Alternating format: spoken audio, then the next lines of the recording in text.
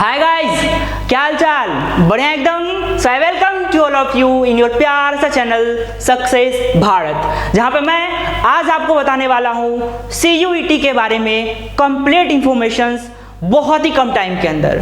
आज हम लोग वो सारा चीज जानेंगे कि CUET एग्जाम का क्या पैटर्न होता है, क्या सिलेबस होता है, कितने कट ऑफ्स आते हैं, इन सब चीज के बारे में इन डिटेल डिस्कस करेंगे। इससे पहले मैं आपको एक बात बता दूं, आपने हमारे इसरो के पूर्व डायरेक्टर का एक स्पीच तो सुना ही होगा, जिसमें उन्होंने कहा था कि लगभग 2% से भी कम IITian इसरो को ज्वाइन कर रहे हैं। हमारे देश के अंदर जो रिसर्च हो रहे हैं उसमें बहुत कम लोग जा रहे हैं। अगर आप दुनिया के किसी भी विकसित देश का बात करो, बिना रिसर्च किए हुए वो देश कभी आगे बढ़ ही नहीं सकता है। हमारा सपना है कि हम अपने भारत को 2047 तक विकसित भारत बनाएं, लेकिन बिना रिसर्च एंड डेवलपमेंट के ये चीज पॉसिबल नहीं होने वाला है। आज हम लोग बात कर रहे होंगे CUET के बारे में, कहे तो कॉमन यूनिवर्सिटी एंट्रेंस टेस्ट, जो इस साल कंडक्ट होने वाली है। पूरे डिटेल में बात करेंगे, तो चलो शुरू करते हैं। देखो, पहले तो ये बात आती है कि भैया कौन कौन सी ऐसी यूनिवर्सिटी है जहां पे हम डायरेक्ट एडमिशन ले सकते हैं CUET के मार्क्स के बेसिस पे। तो मैं इंडिया का टॉप यूनिवर्सिटी जो होता है उनका मैं आपको थोड़ा सा बात करना चाहूंगा। जैसे कि DU के अंदर आप डायरेक्ट एडमिशन ले सकते हो थ्रू CUET। उसी तरह से BHU यानी कि बनारस हिंदू यूनिवर्सिटी के अंदर आप डायरेक्ट एडमिशन ले सकते हो through CUET। Similarly AMU Aligarh Muslim university और JNU which is Jawaharlal Nehru university के अंदर आप डायरेक्ट CUET के मार्क्स के बेसिस पे एडमिशन ले सकते हो। ये एक ऐसा एग्जाम है जो आपको देश के टॉप यूनिवर्सिटी से आपको BSc फिजिक्स या और भी अदर सब्जेक्ट के अंदर आपको करने का एक सुनहरा मौका देता है।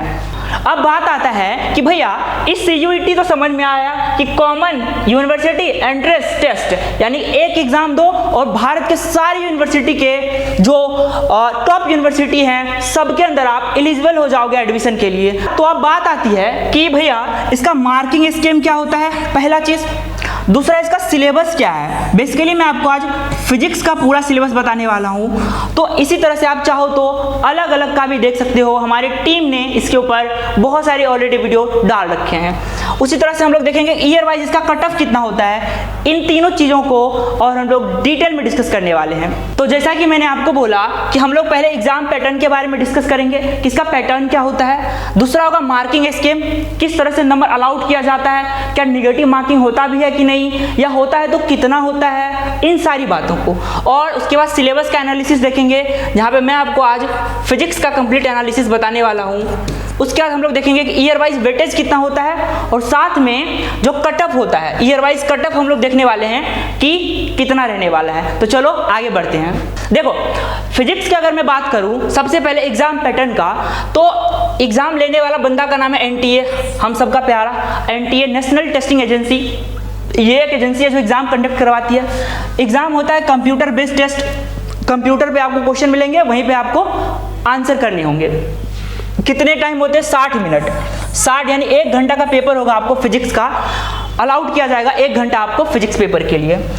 क्वेश्चन किस तरह का होता है? तो MCQ क्वेश्चन होता है, 4 में से 1 को टिक करना होता है, ठीक है। उसके बाद मीडियम, तो 13 अलग अलग लैंग्वेज के अंदर ये एग्जाम होता है, इंक्लूडिंग हिंदी, इंग्लिश, ऑब्वियसली यार, है ना। अब बात आता है कि भैया मार्किंग स्कीम का क्या क्राइटेरिया है। देखो यार, टोटल 50 क्वेश्चन आपसे पूछे जाएंगे, जिसमें से आप 50 चाहो तो अटेम्प्ट करो या उससे कम भी, डिपेंड अपॉन यू, ठीक है। और हाँ, सही हुआ तो +5 मिलेगा और गलत हुआ तो -1 किया जाएगा। ध्यान रखना इस बात को, ठीक है। मतलब निगेटिव मार्किंग यहाँ पे -1 का होता है, सही होने पे आपको टोटल 5 नंबर मिलेंगे। तो इस हिसाब से कितना का एग्जाम हो जाएगा? 50 क्वेश्चन, 1 का 5 नंबर, तो टोटल 250 का एग्जाम होता है, एक सब्जेक्ट, यानी कि मैं भी फिजिक्स का बात कर रहा हूँ, ठीक है।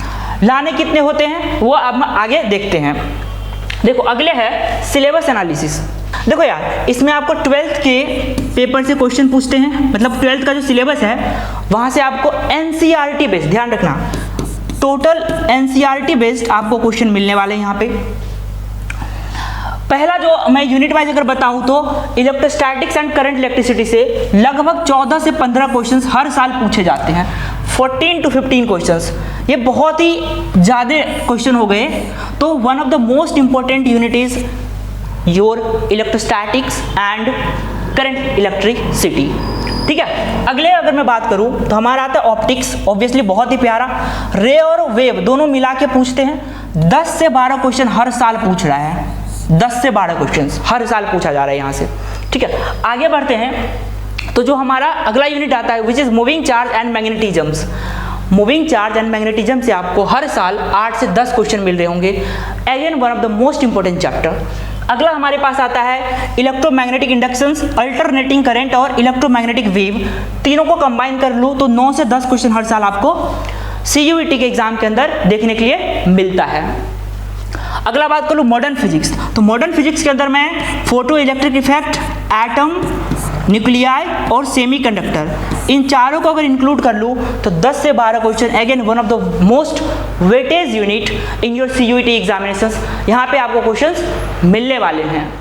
अब देखो बात आता है कि भैया ओवरऑल बताओ कि हम तैयारी करें कैसे। देखो यार, एक तो यूनिट वाइज देख लिया, मैं आपको कहूँ ना तो सबसे इंपॉर्टेंट आप ये यूनिट मान लो जहाँ से अच्छे खासे क्वेश्चन आते हैं और ये आसान भी होते हैं बहुत ज़्यादा।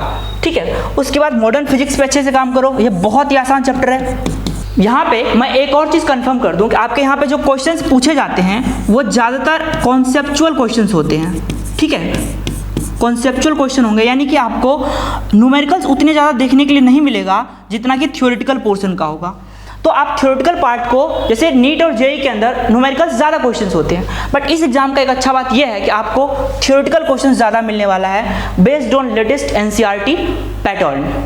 नेक्स्ट वन इज, अब बात आता है कि भैया इसका कट ऑफ कैसा जाता है, क्या जेईई की तरह ये भी बहुत हाई कट ऑफ पे मिलते हैं। देखो यार, इसको मैं बहुत ही सिंपल तरीका से बता रहा हूँ। जैसे मान लो ये 2025 होगा, सॉरी यहाँ पे सारा ये 2025 का मैं आपको कट ऑफ दिखा रहा हूँ। जैसे दिल्ली यूनिवर्सिटी के अंदर 98 percentile, again one of the best university in India, आपको तो इसके बारे में बहुत ही अच्छे से पता होगा। DU के अंदर एडमिशन लेने के लिए आपको 98 परसेंटाइल आपको करने होंगे। ऑल इंडिया रैंक के अंदर मैं UR रैंक का बात कर रहा हूँ। अगर आप OBC से हो तो आप इससे 5 से 10 परसेंटाइल कम कर सकते हो, मैक्स टू मैक्स। मैं बहुत ज़्यादा बोल दिया हूँ, 5 मैक्स टू मैक्स हो गया। अगर आप SC ST हो तो आप इसमें 10 परसेंटाइल तक कम कर सकते हो। ठीक है, और EWS OBC के बराबर ही आप मान के चलो, इतने आपको परसेंटाइल लाने होंगे। ठीक है, OBC में 5 से 10 कम कर लेना, SC ST के लिए 10 कम कर लेना, EWS OBC ऑलमोस्ट सेम होने वाले हैं। उसी तरह से अगर मैं BHU बनारस हिंदू यूनिवर्सिटी का बात करूँ तो 94 परसेंटाइल, AMU यानी अलीगढ़ मुस्लिम यूनिवर्सिटी का बात करूँ तो 91.6, बहुत ही अच्छा यूनिवर्सिटी है ये भी। उसका JNU हमारा आता है, बहुत ही प्यारा यूनिवर्सिटी, 95 से 96 परसेंटाइल आपको लाने होंगे इस यूनिवर्सिटी के अंदर आपको एडमिशन कराने के लिए। ठीक है, अब बात आता है कि भैया ओवरऑल अगर बात करें एक रफ डेटा लेके तो हमें कितना परसेंटाइल लाना होगा इन दिल्ली यूनिवर्सिटी यानी DU के अंदर एडमिशन के लिए। तो देखो मैं आपको एक रफ डेटा ये बता दूं कि अगर आप DU के अंदर एडमिशन लेना चाहते हो तो आप 95 से लेके 98 परसेंटाइल के बीच में आना पड़ेगा for the physics BSc honours. ठीक है, इन DU। उसी तरह से अगर मैं बात करूं बनारस हिंदू यूनिवर्सिटी यानी कि BHU के बारे में, बहुत ही प्यारा इसका कैंपस है। इसमें आपको लाने होंगे कम से कम 92 टू 95 परसेंटाइल, ये आपको एग्जाम में स्कोर इतने तो करने पड़ेंगे फॉर एडमिशन इन BHU, बोले तो बनारस हिंदू यूनिवर्सिटी। उसी तरह से अगर मैं बात करूं AMU अलीगढ़ मुस्लिम यूनिवर्सिटी के बारे में, तो इसमें अगर आप एडमिशन लेना चाहते हो तो आपको 92-93 परसेंटाइल मिनिमम तो आपको इस रेंज में आना ही पड़ेगा। इससे ज़्यादा है तो ऑब्वियसली एडमिशन तो यार हो ही जाएगा, इतना तो मिनिमम आपको लाना ही पड़ेगा। और लास्ट में जो मेरा पसंदीदा यूनिवर्सिटी है विच इज JNU, बोले तो जवाहरलाल नेहरू यूनिवर्सिटी, जिसका कैंपस आपको ऑब्वियसली दिल्ली में है। यहाँ पे अगर आप एडमिशन करना चाहते हो तो 95 से आपको ज़्यादा परसेंटाइल एग्जाम के अंदर स्कोर करने पड़ेंगे। बहुत ही प्यारा, बहुत ही वास्ट इसका कैंपस है। ये ऐसा यूनिवर्सिटी है जो हमेशा आप देखोगे न्यूज़ के अंदर इसके बारे में बहुत सारी खबरें आती रहती है। तो ओवरऑल अगर मैं बात करूं कि आपको क्या करना चाहिए, तो आप सिर्फ पढ़ाई करो, और आपको अगर किसी भी तरह का हमारी टीम इस एग्जाम के अंदर हेल्प कर सके तो आप कमेंट में पक्का बताओ, ताकि हमारी टीम आपको हेल्प कर सके इस एग्जाम के अंदर।